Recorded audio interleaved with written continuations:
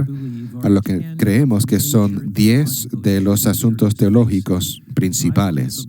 Voy a dar una presentación breve solamente para destacar esos 10 asuntos. Después de eso, Arthur va a venir a enfocarse en un asunto, la autoridad de la Escritura, y luego Mike va a venir y tratar con la identidad adventista en la luz de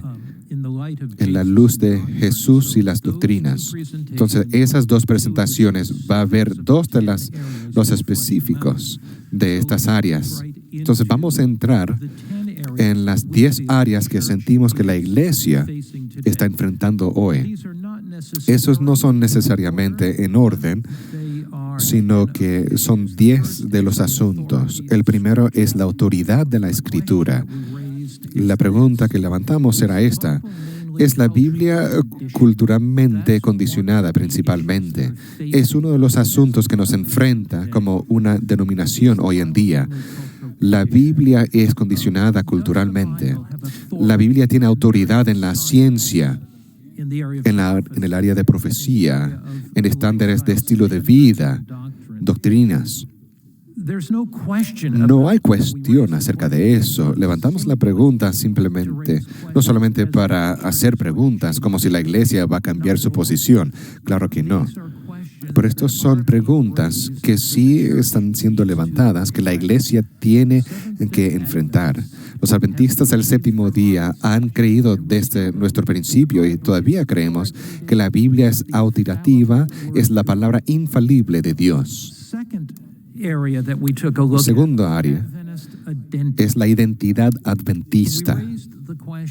Hicimos la pregunta: ¿es la iglesia adventista del séptimo día un movimiento divino levantado por Dios para preparar al pueblo para el regreso de Jesús, o es solamente una de las muchas denominaciones en todas estas religiones? Sí hay la idea de que se está haciendo prevalente entre algunos que los adventistas del séptimo día es una de muchas denominaciones religiosas y que tenemos algo para contribuir para el cristianismo. Pero la idea de que somos un movimiento divino, profético, es algo arrogante, y esa idea se hace prevalente. La pregunta de quiénes somos y por qué existimos. ¿Qué es el mandato divino que se les da a la iglesia adventista? Todavía creemos que los adventistas es un movimiento profético con un mensaje profético y una misión divina. Su mensaje forma e impulsa su misión, y la misión guía sus métodos.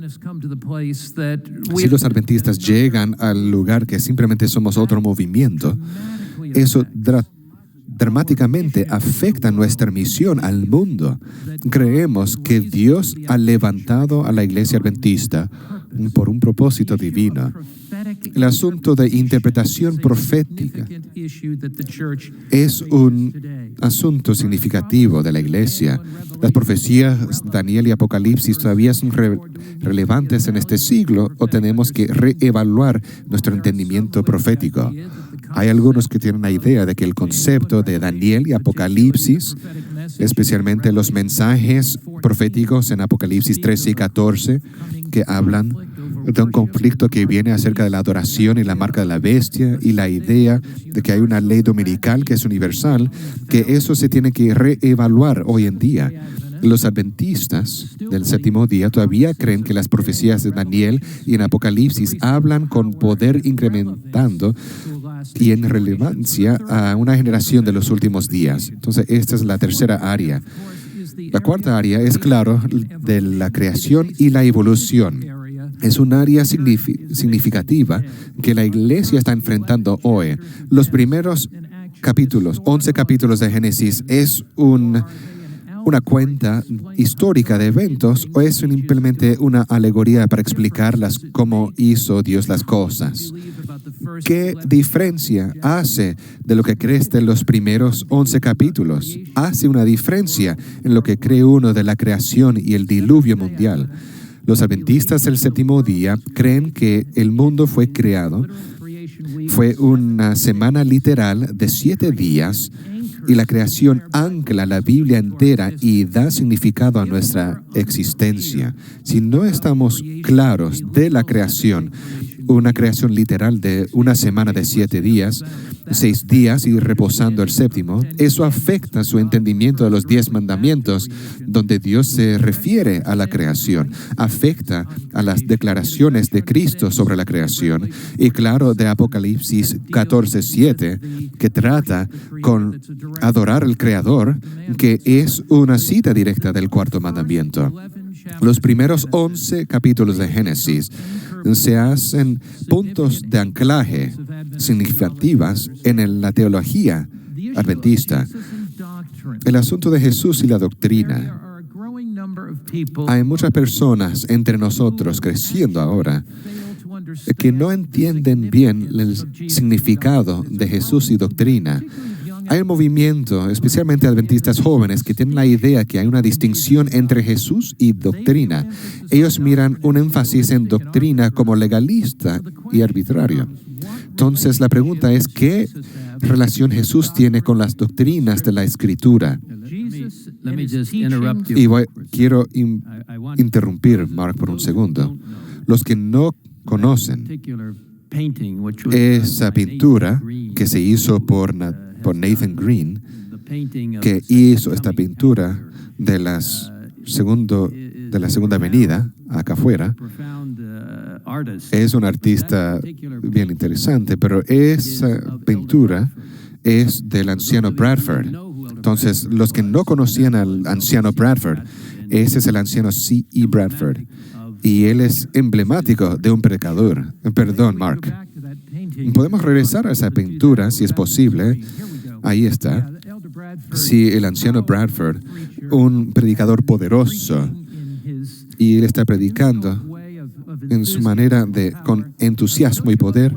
¿No les encanta cómo él tiene ahí aguantado la palabra de Dios? Él creía en la autoridad de la palabra de Dios. Cada sermón estaba enfocada en su palabra. Vamos a regresar a Jesús y doctrina. Jesús y sus enseñanzas son inseparables. Hay algunos que dicen que la iglesia tiene que dar énfasis en Jesús, pero las doctrinas de la Biblia no son tan revelantes. Pero uno no puede aceptar a Cristo y sus enseñanzas. ¿Qué significa aceptar a Jesús? ¿Significa aceptar un Cristo mitológico? Otra vez, son inseparables y sus enseñanzas. Aceptar a Cristo completo es aceptar sus doctrinas. No puede aceptar a Jesús por completo si no acepta sus enseñanzas. Son inseparables. Estamos enfrentando unos asuntos morales que no son de la Escritura.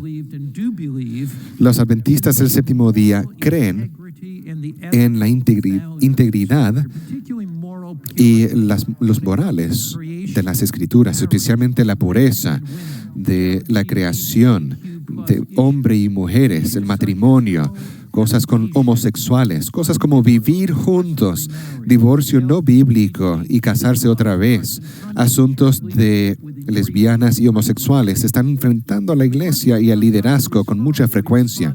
De repente tenemos que responder bíblicamente, no hay otra manera. Es sin amor y sin bondad de tomar una posición en contra de esto. Nosotros decimos que no hay nada que no se trata de amor en pararse sobre la Escritura. Claro, nosotros alcanzamos con compasión, bondad, amabilidad, pero la Biblia tiene una posición en específico sobre estos asuntos. Los valores bíblicos y las instrucciones claras de Dios nos llaman a ser luces en el mundo entre la oscuridad moral y esta confusión en esta área de desviarse moralmente. Y luego hay lo que yo diría que es la fatiga del advenimiento. Es un asunto doctrinal, pero uno bastante personal. Nosotros lo definimos así. Por los últimos 175 años, los adventistas han estado predicando el pronto regreso de Jesús, proclamando que Él ya viene. Todavía creemos que Él viene pronto. No es bíblico predicar que Cristo viene pronto y la luz del advenimiento? ¿Cómo podemos motivar un movimiento para prepararse para el pronto regreso de nuestro Señor? Los adventistas todavía creen, como las Escrituras enseñan, que el advenimiento de Cristo está más cerca de cuando empezamos a creer. Sin embargo, nuestros pioneros creían que Cristo iba a regresar pronto. Y 175 años todavía es más cerca ahora. Tenemos esta pasión para el regreso de Cristo. Estamos enfrentando asuntos del santuario y el juicio antes del advenimiento. Desde los 1970s y 80s, hay un número creciente en la comunidad erudita que han cuestionado la validez de 1844. Ahora esas voces están creciendo y es más fuerte ahora. Recientemente un pastor prominente adventista habló acerca de Daniel 8 en esta reunión de pastores y sugirió que la interpretación del pequeño cuerno en Daniel 7 y 8 era Antioquío Epífanes. Y esta idea de un santuario celestial estaba siendo cuestionada. ¿Cómo la iglesia va a relacionarse con estos asuntos? Si no hay un juicio antes del advenimiento, eso hace menor entonces el entendimiento del adventista del santuario y el día de expiación. Y eso todavía está en el corazón de la teología del adventista, especialmente el día de expiación, para preparar al pueblo para el regreso de Jesús. Estos asuntos son muy graves. El asunto de Elena G. de White y la inspiración divina. Y el argumento es algo así. Elena G. de White es una escritora inspiradora. Sin embargo, en el área de historia, ciencia, teología, ella no es una experta. Entonces, ese argumento y nos recuerda de unas declaraciones de ella. Una carta, el 12, 1890.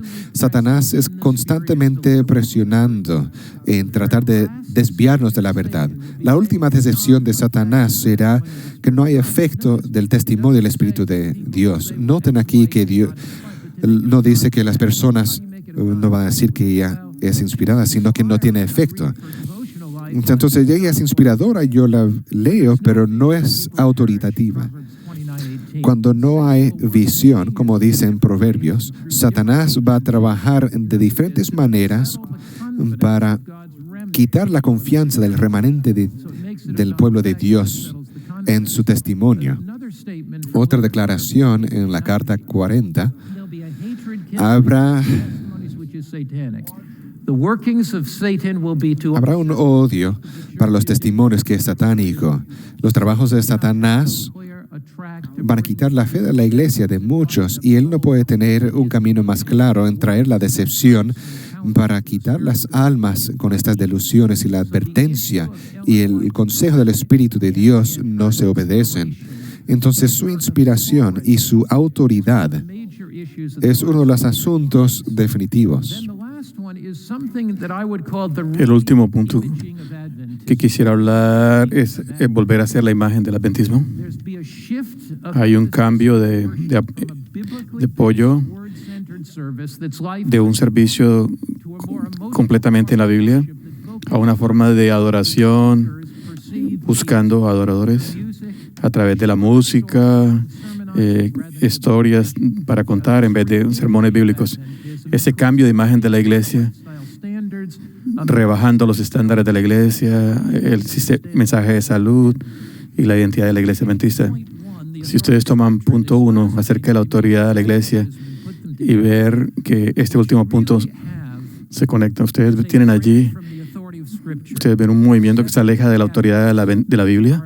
Los adventistas son un movimiento levantado por Dios con un mensaje profético divino para llevar al mundo, basado en la Biblia y en la autoridad de la Biblia, que nos ha guiado y nos ha dirigido. Alguien va a compartir algo más acerca de la autoridad de la Biblia y cómo ha sido reducida. Arthur, por favor.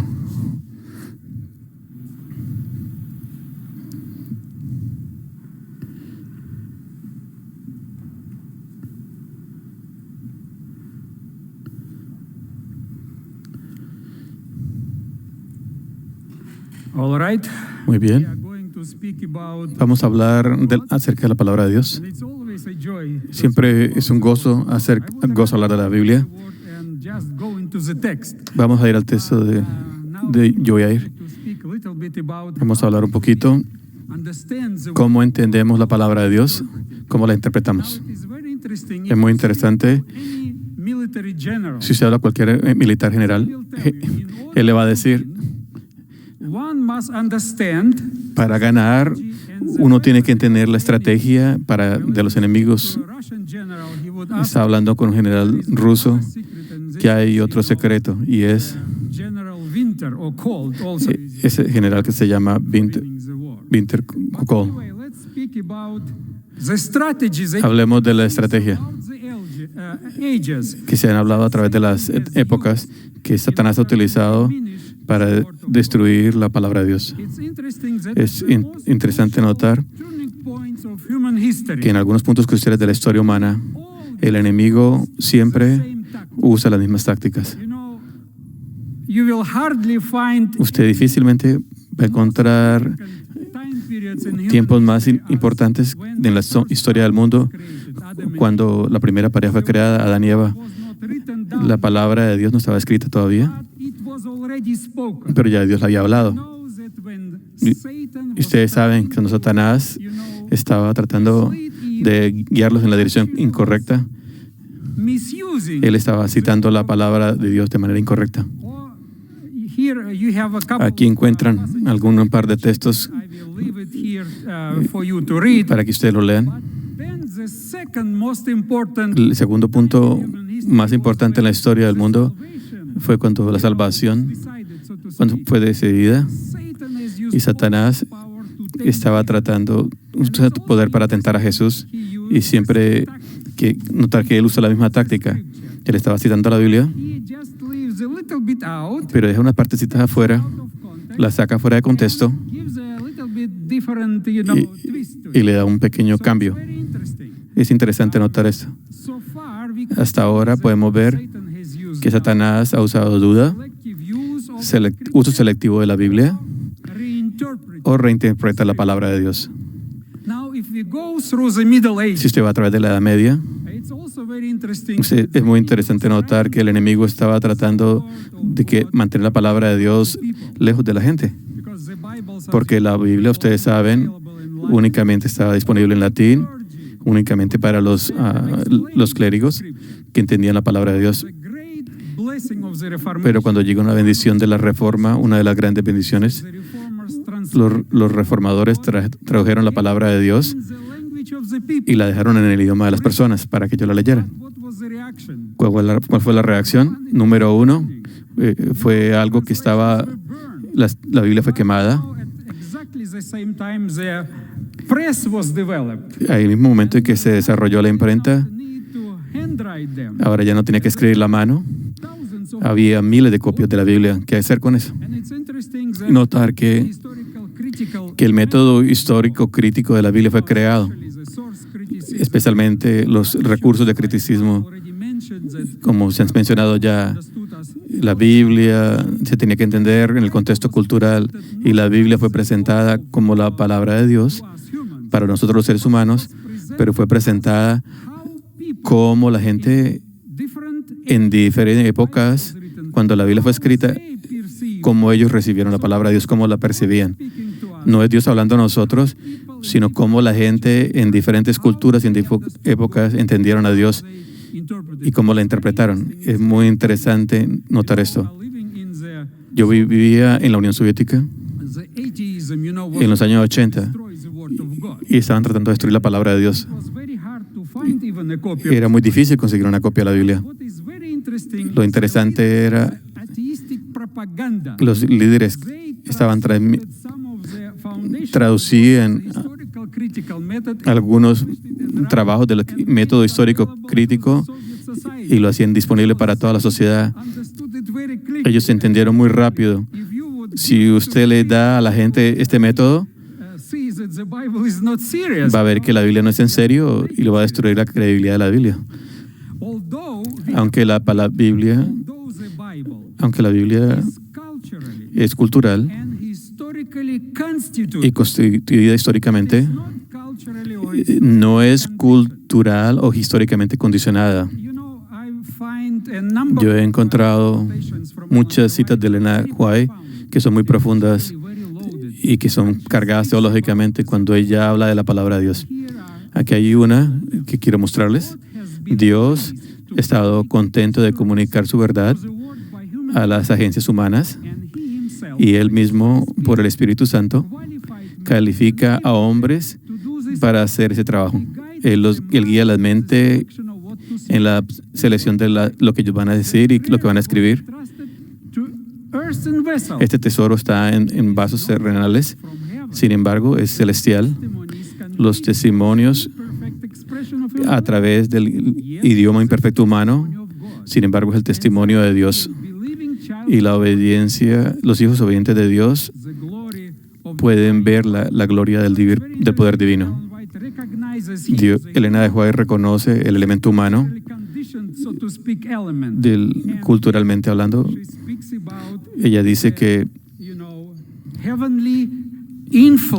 es una influencia celestial. El cielo estaba interesado en proveer la palabra de Dios para todas las generaciones y para todas las culturas.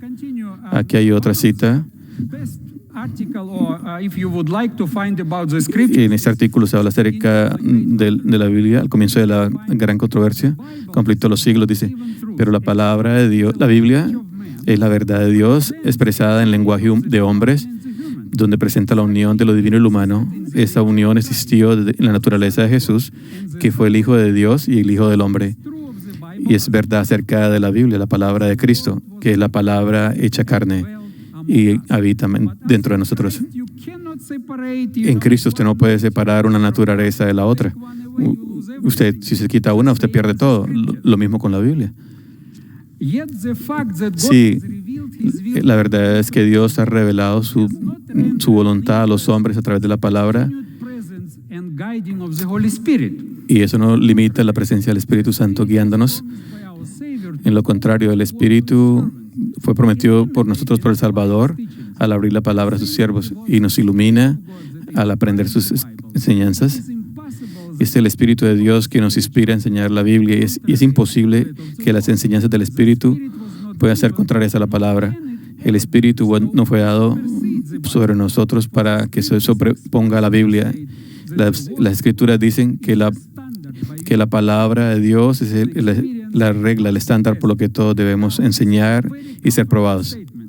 Si ustedes ven esta cita de la hermana White, el mismo que inspiró la Biblia sigue vivo y trabaja todavía.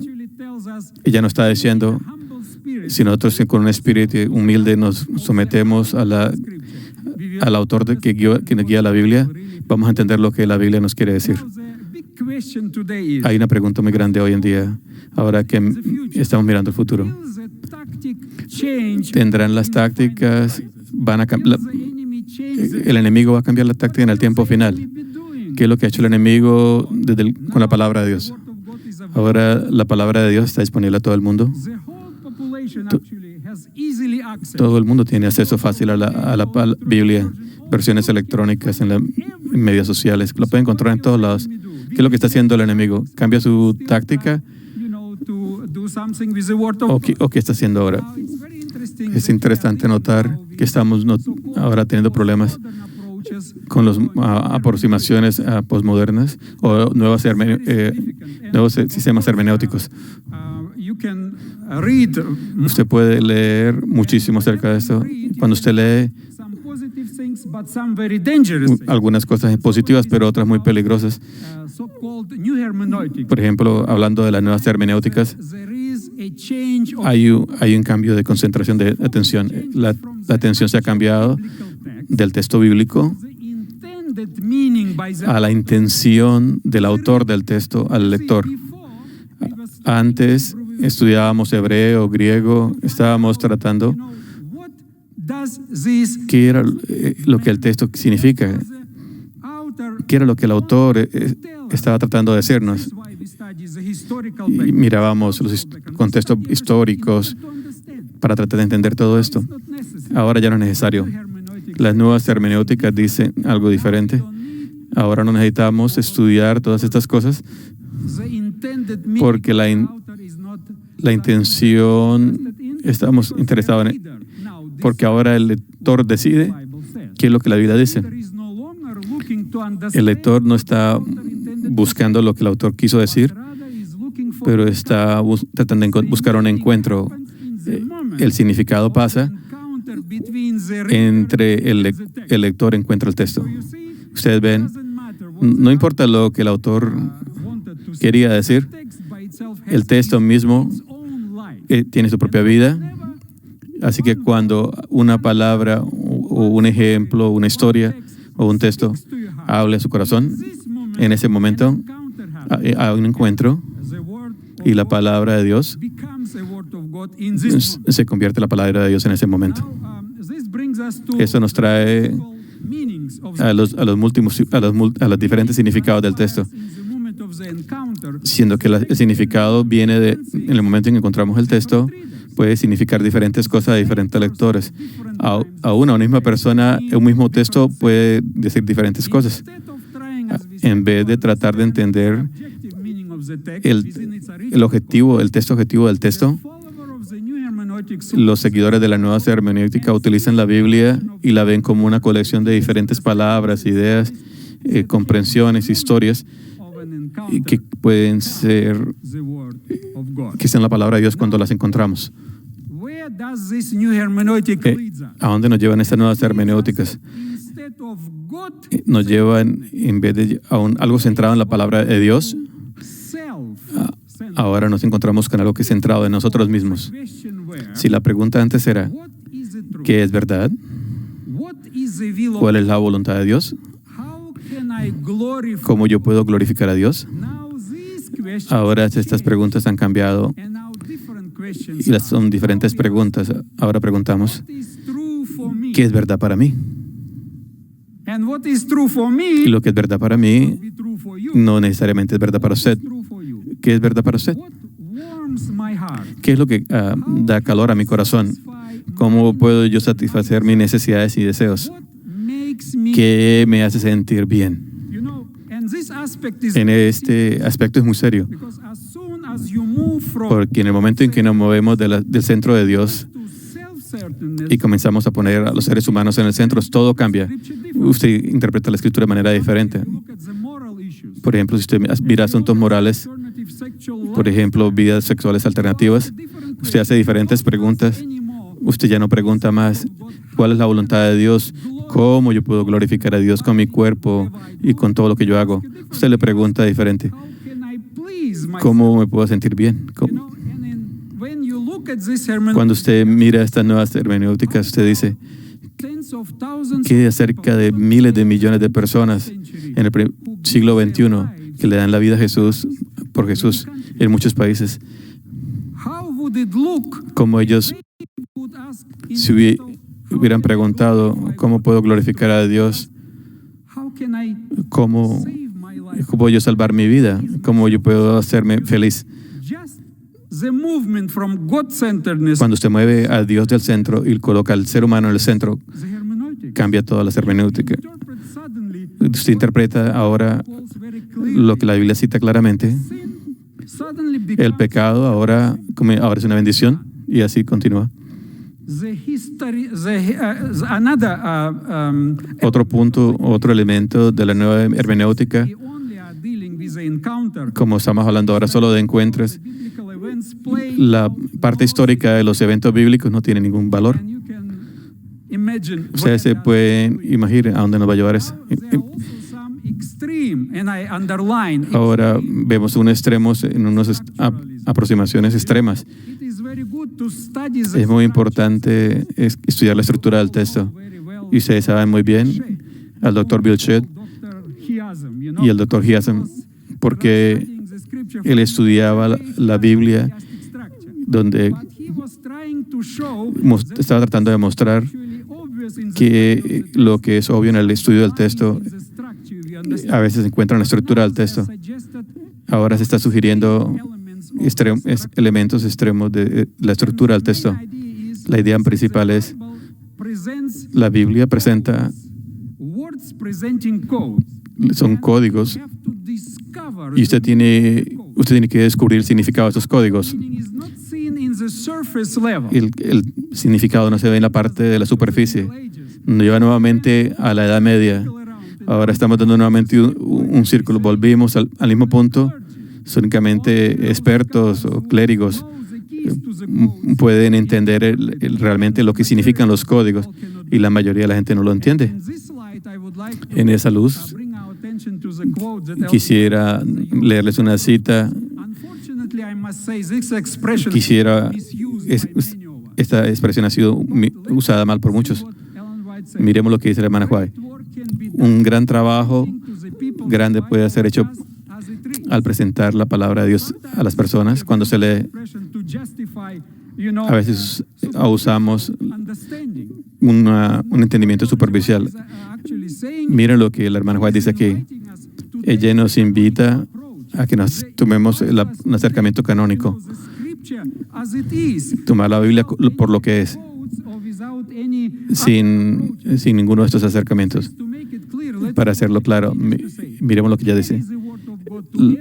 Llevar la palabra de Dios a todo hombre, y la colocamos delante de cada persona para que la revisen en sus conciencias. Hay que repetir las palabras del Salvador. Revisen la Biblia, las Escrituras. Hay que investigar la Biblia. Miremos otras citas. Cada día usted debiera aprender algo nuevo de la Biblia. Investíguelas por sus tesoros escondidos, porque ellos contienen la palabra de vida eterna. Ore para que la sabiduría y el entendimiento para entender la Santa Biblia, cuando el tiempo llegue y la providencia de Dios y el mundo va a ser probado por la palabra, en ese entonces las mentes serán guiadas por el Espíritu para investigar la Biblia con oración, con ayuno y oración, hasta que el tiempo sea determinado. Ella usa estas expresiones muy seguido. Investigue la Biblia con esfuerzo determinado. Busque la Biblia, búsquela diligentemente. Ella no quiere que hagamos algo muy superficial, algo vacío. Ella, tómela como es, pero estúdiela. Cabe más profundo ahora que se estudia la palabra de Dios. Quisiera terminar diciendo, invitarnos a todos nosotros, seamos estudiantes fieles de la palabra de Dios.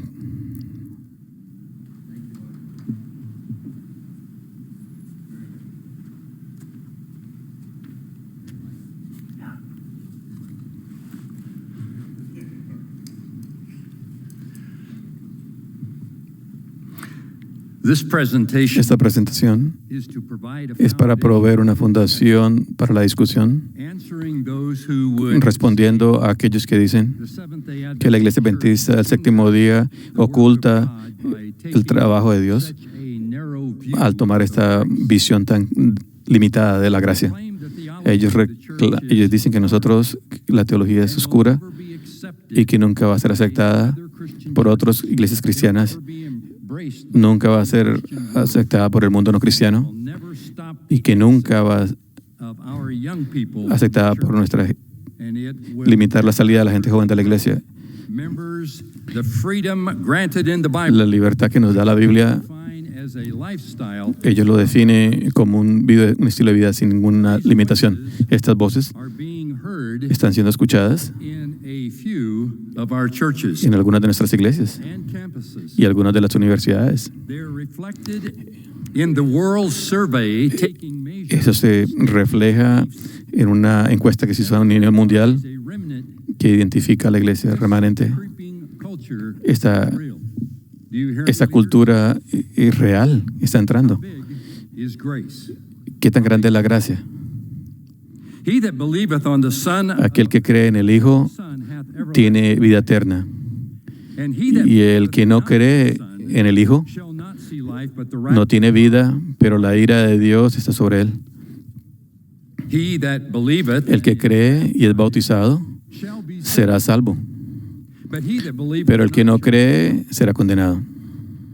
No hay nada más fundamental para el cristianismo que la idea de que el Señor Jesús se sacrificó en el Calvario y provee la única esperanza para toda la humanidad, los pecadores. Jesús es el héroe del universo. Dios, la iglesia de Dios, nunca debe tratar de entender el tamaño de la gracia de Dios. Amén. Al centro del entendimiento, el tamaño de la gracia de Dios, debe venir el reconocimiento de que la gracia de Dios penetra todo el mensaje de la Biblia. Nuevo este año se ha creado un nuevo supercomputador llamado Aurora. Puede hacer 1 billón de billones de cálculos por segundo. ¿Qué tan grande es la gracia de Dios? Aquí está. La palabra de Dios es lo que nos lleva a la justicia de Cristo. Cada historia de la Biblia, cada profecía, cada doctrina, la ley de Dios, la historia bíblica, las parábolas, todo eso pasa de esas supercomputadoras. Ellos nos lavan en la sangre del Cordero. Dios provee miles de caminos para llevarnos a Jesús. ¿Qué tan grande es la gracia? La palabra de Dios es la expresión inagotable para poder medir la gracia de Dios. Eliminando lo que la gracia ha hecho, hace la gracia más pequeña. Lo voy a repetir una vez más. Botar lo que la gracia de Dios ha hecho, la hace más pequeña. La Biblia no tiene espacio para lo que ha sido conocido ahora como hyper grace. La gracia hyper dice que estamos tan saturados de la gracia que no necesitamos reformarnos. Ellos dicen que la doctrina bíblica no tiene sentido, destruye la gracia. Los adventistas del séptimo día creemos que aceptar lo que la gracia nos ha dado amplía la gracia.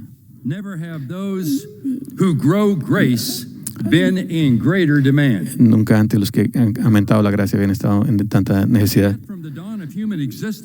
Desde el comienzo de la historia humana, el diablo ha tratado de hacer todo esfuerzo para limitar la gracia de Dios.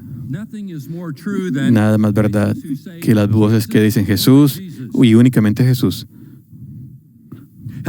Sin embargo, la iglesia debe cuidadosamente examinar esa cita. Esa cita es una cita de crecimiento de la gracia o una cita que disminuye la gracia. En el libro de Mark Finley, 3 mensajes cósmicos, él sacude a los que reducen la gracia de Dios. Muchas gracias, Mark. Haciendo un punto muy importante que se menciona en Apocalipsis 14:12. No necesariamente tener la fe en Jesús, pero es tener la fe de Jesús. Además, note que el texto dice que los santos serán identificados por tener la fe de Jesús. Pero el texto dice que hablando acerca de los que guardan los mandamientos de Dios y guardan la fe de Jesús. Líderes,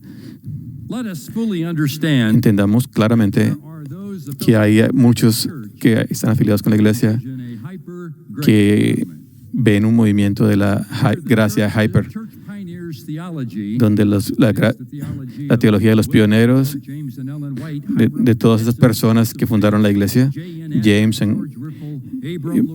Abraham LaRue, y la lista es muy grande porque continúa, ha sido el centro de crítica actual. Ellos dicen que ese lugar ya pasó el tiempo. Algunos dicen que esas ideas están finalmente limitando la cosecha final. Ellos dicen que que el mundo nunca va a aceptar estas doctrinas extrañas. Acomódese. Ellos dicen, complazca al mundo. Esa no es nueva gracia. Esa no es la fe de Jesús. No hay una nueva clase de gracia. De alguna manera crece mientras el mensaje de Dios se reduce. Piensa acerca de eso.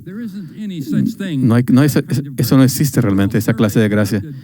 La encuesta mundial que se hizo por la Universidad de Andrews, ellos indican en esta encuesta que lo que la gracia provee es el mensaje completo de la Biblia, es aceptado por todos los adventistas del mundo, por una gran parte de los adventistas del mundo. Eso es verdad, nosotros aceptamos eso.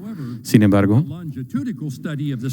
el mismo estudio longitudinal muestra una tendencia que crea problemas. Cada año, las marcas distintivas de la iglesia son aceptadas menos por los hermanos. El criticismo, la crítica de la iglesia siempre reduce la gracia de Dios. Uno de estos líderes dijo que los adventistas tienen mucho que ofrecer, pero esas cosas se mantienen dormidas. Él quiso decir que las acciones de la iglesia, que debemos sacar nuestros impulsos oscuros, diciendo que las enseñanzas de la iglesia enseñan odio, malicia y otras cosas más. Quiero que sepan que este predicador no cree que las iglesias locales están practicando las cosas oscuras. Ninguna de las divisiones o uniones. Un observador atendiendo una de estas reuniones donde la teología de los pineros era criticada, no notó ninguna cita positiva acerca del mensaje de los tres ángeles, el remanente levantado por Jesús para el trabajo final, los 7 días de creación literal, la gran controversia, el juicio antes de la venida de Jesús, evangelismo público y partes proféticas del libro de Daniel y Apocalipsis.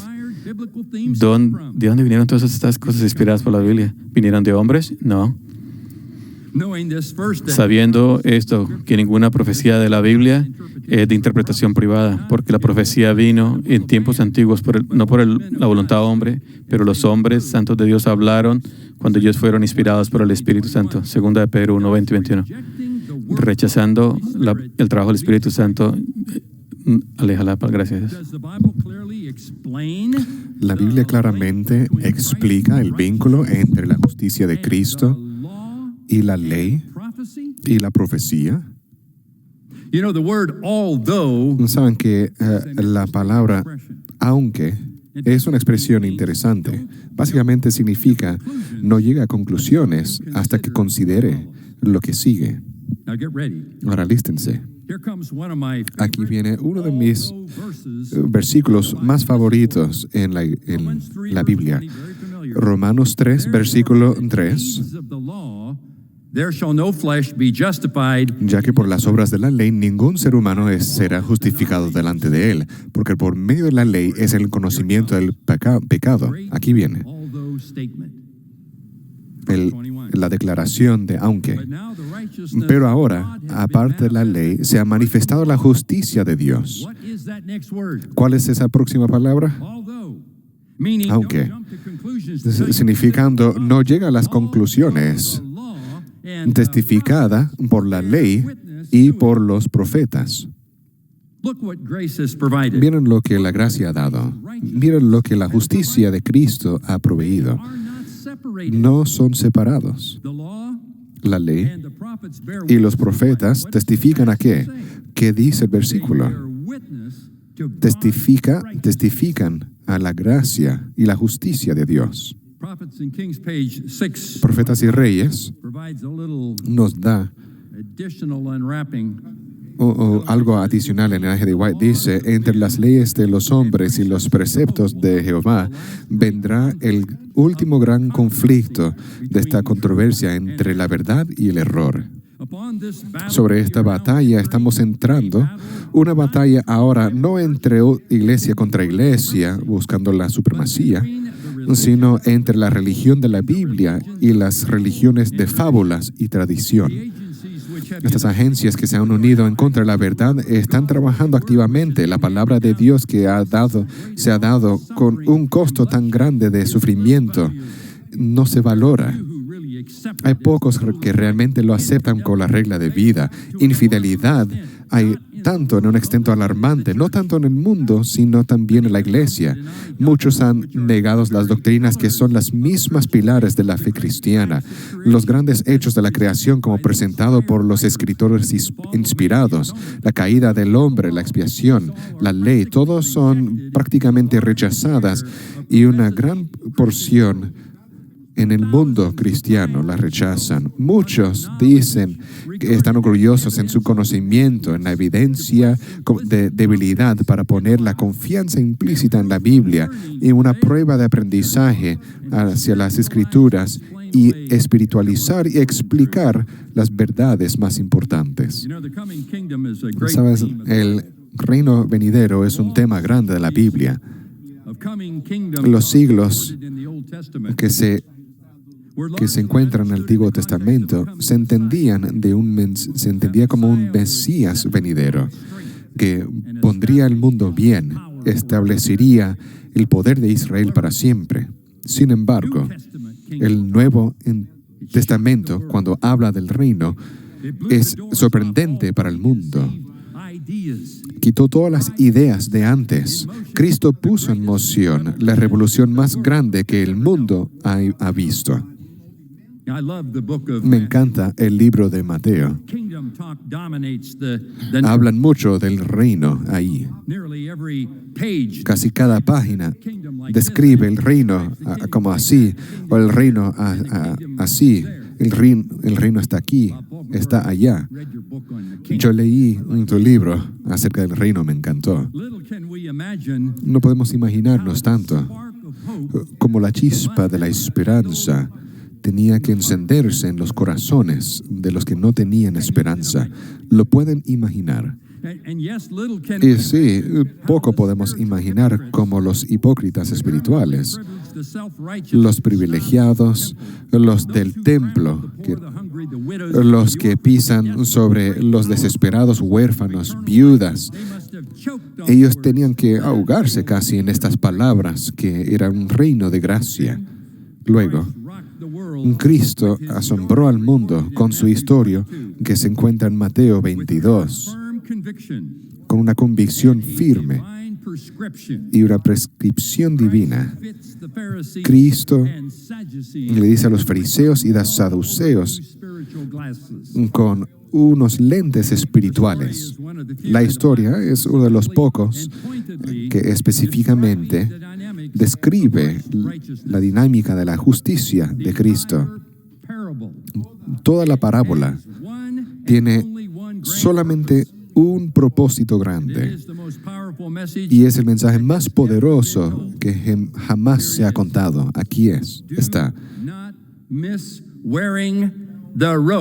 No faltes de tener la vestimenta de justicia. Conocemos la historia bien, pero si tienen sus Biblias o sus celulares, pueden ir al Mateo 22 y vamos a ver si podemos descubrir un poco más acerca de medir la justicia de Dios y su gracia. Vamos a ver el versículo 2, el reino de los cielos es semejante a un rey que hizo fiesta de bodas a su hijo. En versículo 3, él invitó a todos, los ricos, los poderosos, estudiados, los políticos, pero la Biblia registra estas palabras. No iban a venir. Versículo 4. Diciendo, decida a los convidados, y él invitó a las mismas personas. Ya todo está listo. Los animales engordados han sido muertos, todo está dispuesto. Venid a las bodas. Noten que no reconocieron la palabra del rey. Número 2, no reconocieron la invitación del rey. Número 3, no se sometieron al día que el rey había apartado. Y número 4, no habían viajado en el camino hacia la fiesta de las bodas. Versículo 5 es así como dice, mas ellos sin hacer caso se fueron, uno a su labranza y otro a sus negocios. Ellos rechazaron la boda de su hijo y se fueron así, perdiendo la invitación más importante del universo, una invitación para vestirse de la vestimenta de justicia del rey. Ahora, versículo 6 es algo alarmante. Y, tomando a los siervos, los afrentaron y los mataron. Sacaron la ley de Dios. Después de que todos habían ido, la Biblia dice que el remanente era el que subió y mataron a los sirvientes. Ahora no quiero poner ahí un punto de mesado al remanente, pero el remanente en esta parábola tenía que ellos testificaron la boda, pero la rechazaron. Disminuyeron lo que da la gracia para que dijeran que tienen su propia justicia. Rechazaron la palabra de Dios, la invitación, la fecha, también la ley del rey, y mataron a los siervos fieles y lavaron sus vestimentas en la sangre de los hombres. Les faltó. Versículo 7.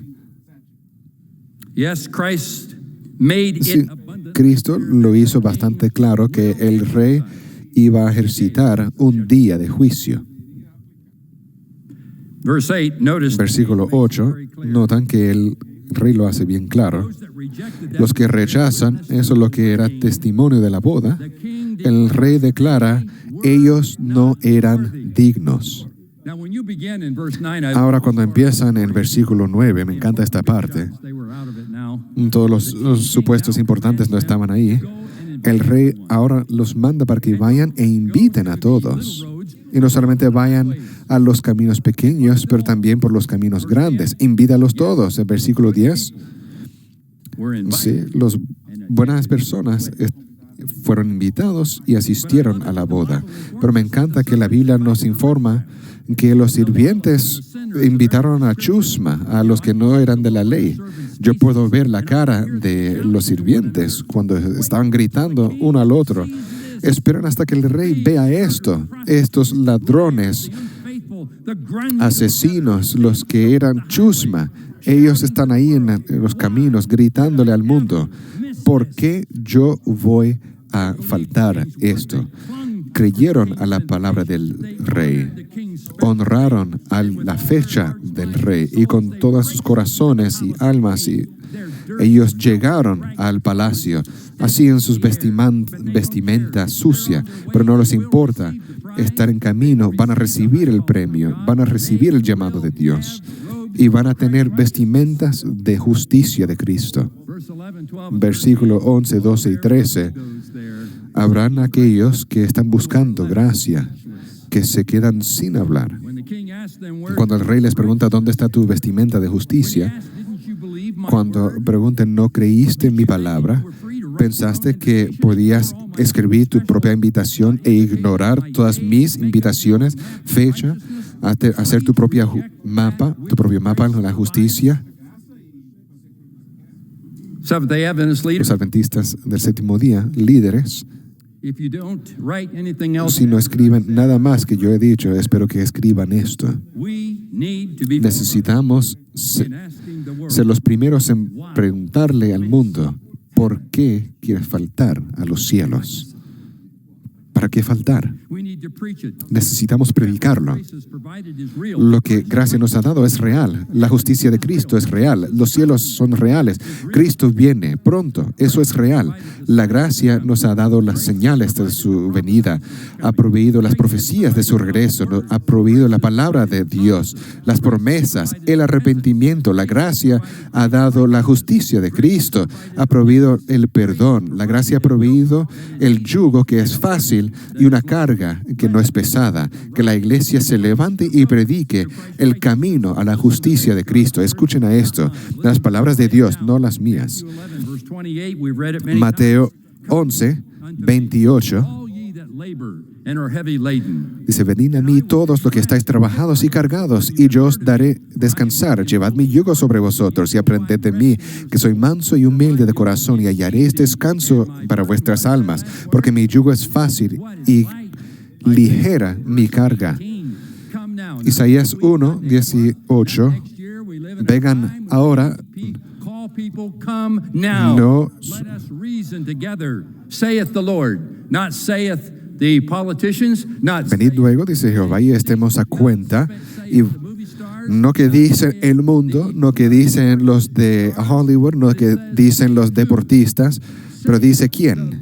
Dice Jehová. Este es el Señor Dios.